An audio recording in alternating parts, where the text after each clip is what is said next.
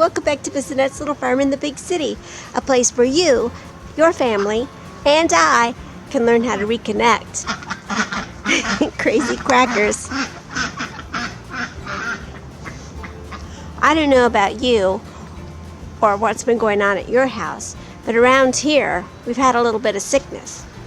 And one of the best things for sickness is chicken soup. So today on the Little Farm, we're going to make some chicken soup.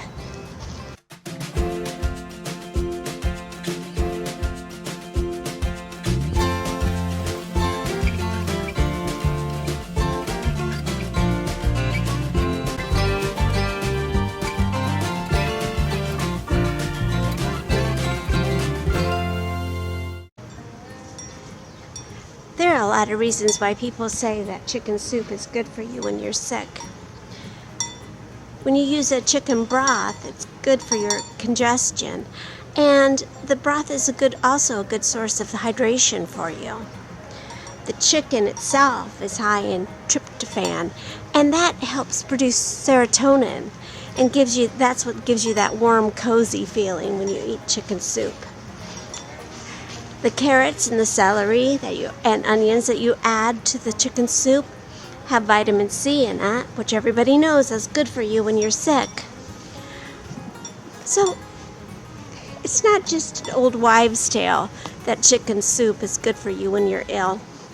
There's actually a little science behind that, which is true for a lot of old wives' tales. We have some coals going on the fire, and we're going to add some more and make it nice and hot. I have to go inside and get the chicken prepared. Since we're going to be making savory soup, we're going to have an onion in it.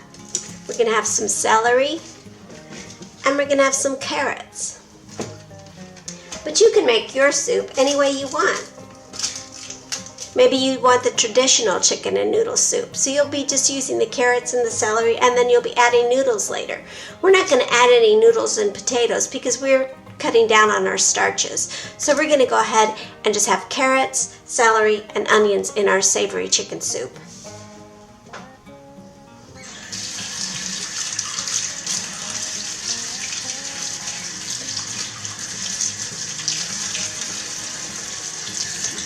We're going to use a whole chicken in this recipe.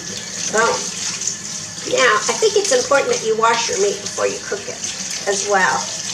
And so we're going to give this little chicken a good bath before she gets put in the pot.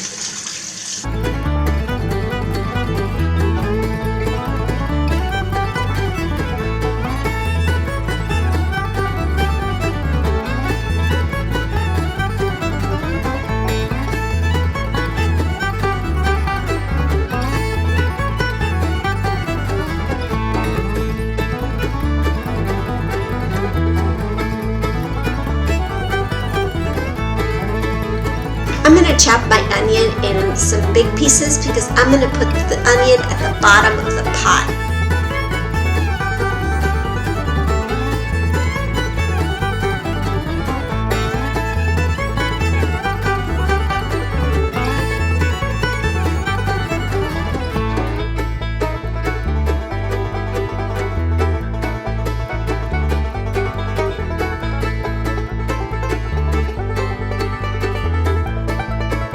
I'll add the vegetables a little bit later.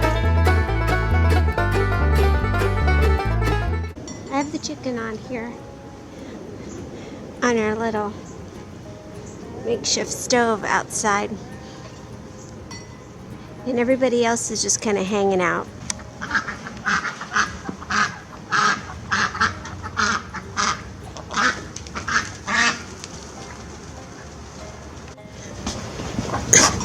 What are you doing? Let's check on the chicken. All right, little chicken, let's see where you're at.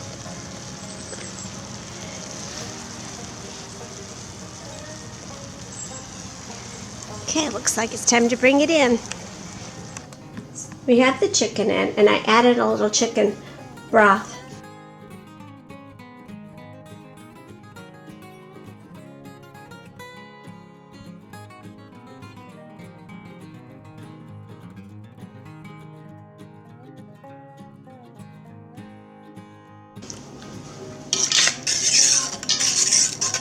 I have my vegetables, and I'm going to go ahead and stir a little bit so that any of the chicken or onion that may have stuck to the bottom of the pan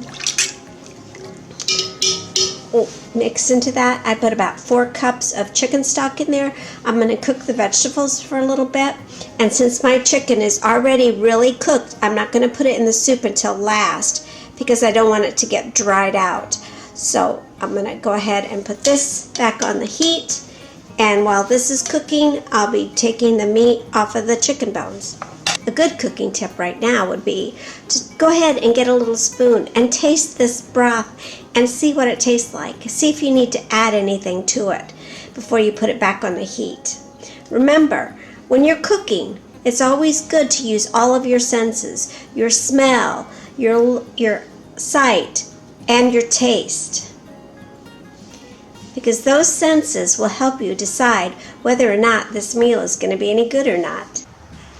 I get some new camera equipment for Christmas, and I get a stick and an umbrella stand and all of this stuff for videos. Mr. Steve got it for me, and we just spent the last hour trying to unscrew the camera from one of those devices. It was a mess. It was a hot mess, but you know how I always say, keep it simple? I think that's a good philosophy as far as the camera equipment comes too. It's okay. The vegetables are ready, and I'm going to go ahead and put the chicken in there. Now, the chicken's already cooked, the vegetables are already cooked, so I don't have to cook it for much longer. Everything is marinated and has all that delicious taste to it. So I just have to cook it just a few minutes just to warm everything up. Because once I put this cold chicken in there, it's going to cool everything down. And so I'm just going to let it cook for about, let's say, 15 to 20 minutes. And then it'll be done. That looks so good.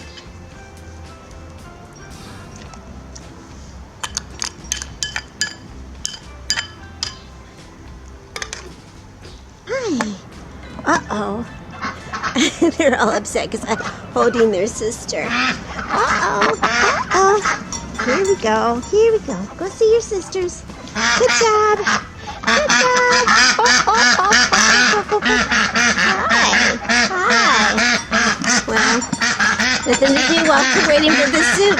We get to hang out with the animals.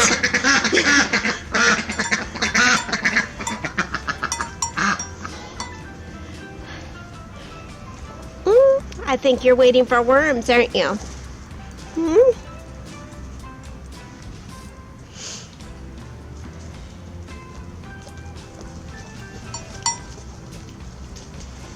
Hey, Dulce.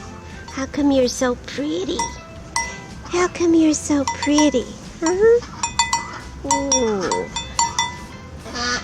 When you're cooking the vegetables, you want to make sure that they're soft but still firm.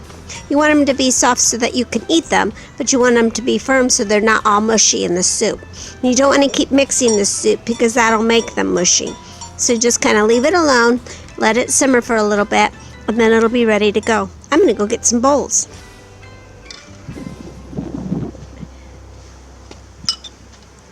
Alright, let's try it. I'm going to try the broth first. That's good. That broth does kind of make you feel cozy inside. I'm going to try the vegetables now. A little bit of chicken. See if I... Well, it's like fishing.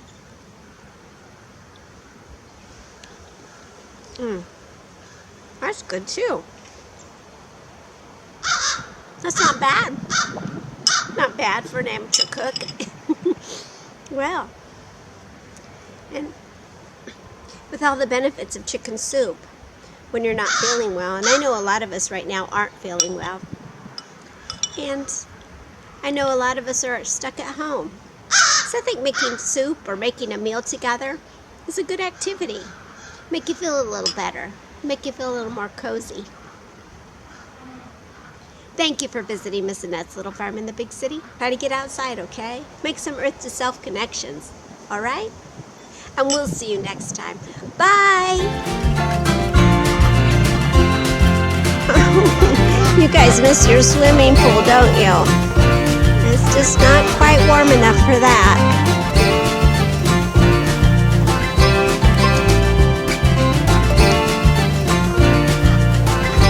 Pepita doesn't get to go swimming. Up in there, Pepita.